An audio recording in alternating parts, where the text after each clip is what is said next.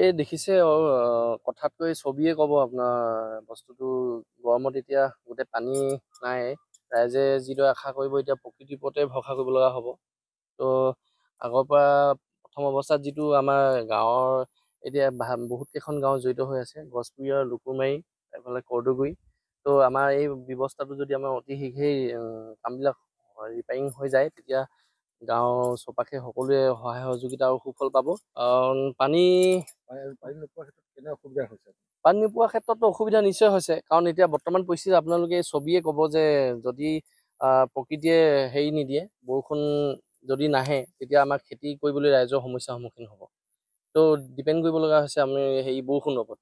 সেয়েহে অতি শীঘ্ৰে কামবিলাক যদি নহয় তেতিয়া অনাগত দিনত পৰিস্থিতি আমাৰ ৰাইজে অতি দুৰ্ভোগ ভুগিব লগা হ'ব। সেয়েহে কামবিলাক সোনকালে হোৱাটো আমি বিচাৰিছোঁ, আৰু লগতে যদি কামবোৰ সোনকালে সম্পাদন হয় তেতিয়া আমাৰ সমূহীয়া গাঁওবাসী ৰাইজৰ লগতে সকলোৱে যিবিলাক ওচৰৰ গাঁওসমূহ জড়িত আছে সকলোৱে মানে সুবিধা হ'ব আৰু সুফল পাব বুলি আশা প্ৰকাশ কৰিলোঁ। জলসিঞ্চনটো যিটো আমাৰ অৱস্থাত আছে এইটো তিলৈ হুমুঙীয়া জলসিঞ্চন উত্তোলন আঁচনি।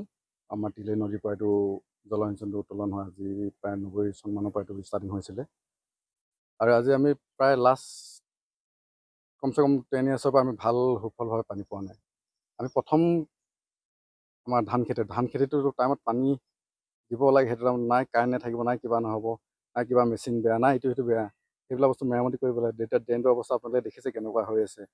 আমি এতিয়া বছৰেকত দুবাৰ খেতি কৰোঁ বুলি যদি ভাবোঁ, মেইন খেতি বতৰ ধান খেতি টাইমতে যদি আমি পানীটো নাপাওঁ, খৰালি কিন্তু আমি পানী ক'ৰ পৰা পাম?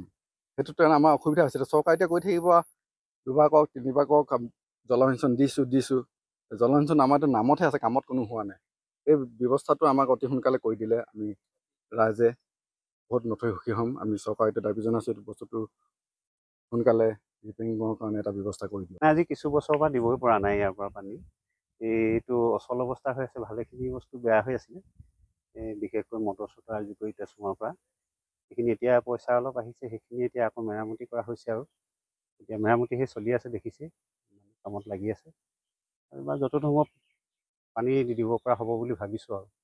ড্ৰেইনটো বেয়া হৈ আছে। ড্ৰেইনটো হেৰি হৈ আছে, কিন্তু প্ৰথম এইটো ভাল কৰি ল'ব লাগিব যে পানী যিটো ওলোৱা ব্যৱস্থা এইটোকে প্ৰথম কৰি লৈছোঁ, তাৰপিছত আৰু সেইফালে কিমান চনত আৰম্ভ হৈছিল এইটো? আচলতে মই পিছত অহা যে 1984 মানৰ হ'ব নেকি, 1980।